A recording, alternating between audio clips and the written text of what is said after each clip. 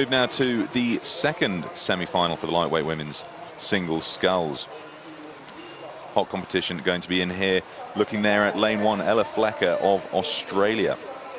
Fourth in Sydney, just narrowly missing out on a medal position. She was previously in the quad. Looking there, USA in lane two, Michelle Secker, fourth in the quad in 2012. So again, looking to get into a medal position. This is the debut in her single scull though. Fabiana Beltrame of Brazil in four, first in Lucerne, bronze in Eton. Ruth Walczak, Great Britain in five, and Wiebke Hein of Germany in six. We missed Ursula Grobler of South Africa in three.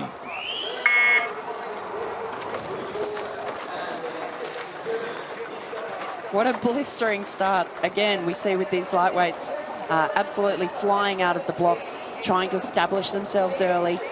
Very high stroke rating we can see from the German sculler there. She's pushed out to a canvas lead with only 100 metres. Very fast start from her. Yeah, from the Potsdam club, coached by Uwe Bender. I'm not expecting her to qualify here. I think the centre lanes are going to come through, but slow start from Ursula Grobler there, and probably one of the favourites to win here as we look at Wiebke Hein.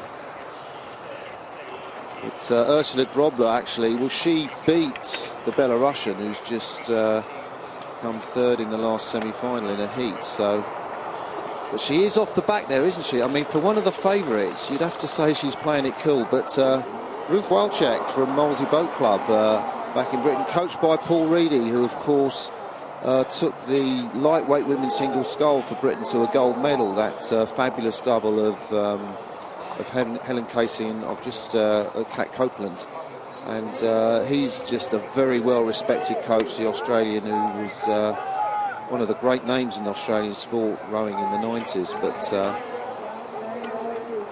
he thinks very deeply about the sport, the technique, and the other crews. He's been to watch all the races, so Ruth Walczak will know exactly what she's doing and how to pace this race, and at the moment that's a good gap.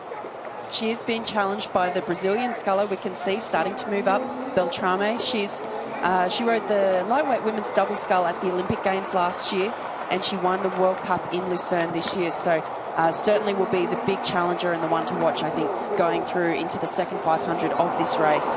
But certainly Grobler, a surprise to see her back at this point. It's interesting how the fields totally changed after the first 100.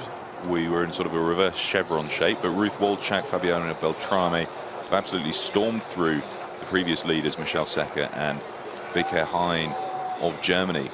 Ruth's looking quite comfortable out in front, but I'm sure she's very conscious of the fact she's got World Cup champ from Lucerne just on her left-hand side as they come into the second 500, and moving up the field, Michelle Secker in two. We should, of course, mention that all these women, as is the case with all the lightweight events, have had to weigh in sort of 2 hours before the racing to hit the target, their target weight. And it's what makes these fields generally quite even, in that you've got scullers of very similar size and height, and makes for great racing, as we've seen. Great length there from Fabiana Beltrame in her stroke. She's really going for full, long, sweeping strokes, and that's pushing her out in front of Ruth Walczak. Yeah, you can see her thighs standing up there. She's absolutely pumping these strokes out. Big, long stroke, very stable at the back there. She's got her legs pressed nice and hard so that she has good finishing position there. Very strong, long strokes through the back turn, and she's just absolutely throwing these finishes down the course and pushing herself into the lead at this point. But, I mean, she would have to be one of the most decorated scullers in this field in the semi-final. So we're not surprised to see her up there, but a very fine display of sculling from Beltrame in the lead as they come through the 1,000-metre mark. I wonder if she's the only mum in the race too, as well. Interesting question. I would have thought she was, actually. But it's interesting what you're saying about the length of time that she pushes in the water. I mean, she gets connected and just hangs on to it. There's no drama at the catch at the front end. The blade's going nicely, and then she's just pushing against the resistance, like she's kind of leg pressing in the gym, really. And she's just there for so long. We can see the British sculler Walczak there. And Grobler is starting to make her move now. This is what we've seen in quite a few of the races. The third 500, the all-important third 5. You can see her bow ball just starting to come on screen now, and we would expect this from her. Grobler, of course, rowing for the USA from 2009 till 2012, but she is now rowing for her home of South Africa.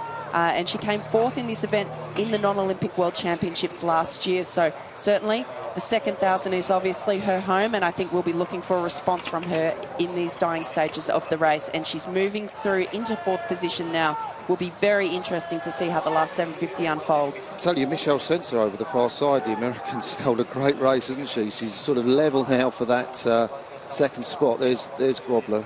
You can see her coming through. She looks pretty focused, and I know, you know, you look at people's faces and you think, well, they're not hurting. Well, actually, it really, really is painful at this point in the race. But she has got a bit to do to get through the American and the British scullers. Look at the difference in the sculls here. The amount of check on Beltrame's boat in comparison to the others. That's the amount of stop as the scullers reach front stops.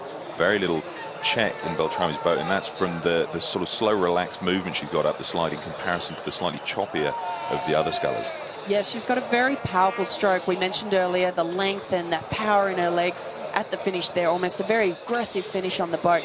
And you can see that she's out in front as we come through into the 4th 500.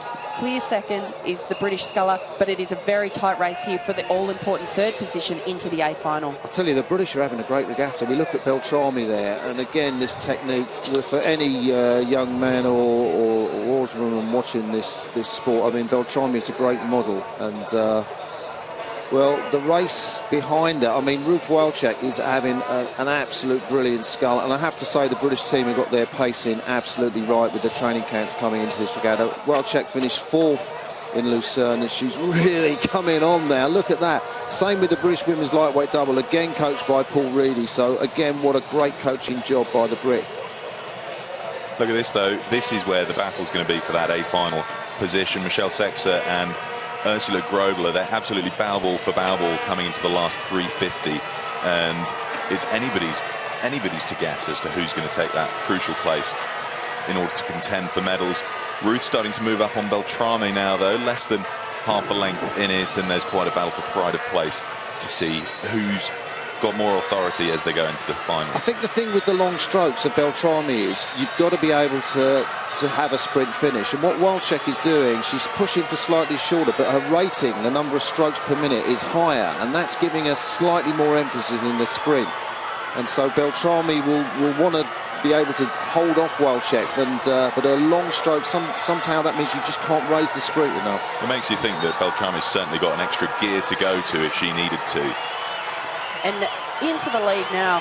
What a final 500 from the British sculler. She's moved into the lead, and it is such a tight race for this 3rd position. This is the one that they're fighting for, to get into the A final, to have that chance to fight for a medal. Grobler just ahead of the American sculler in the dying stages, but the win goes to the British sculler.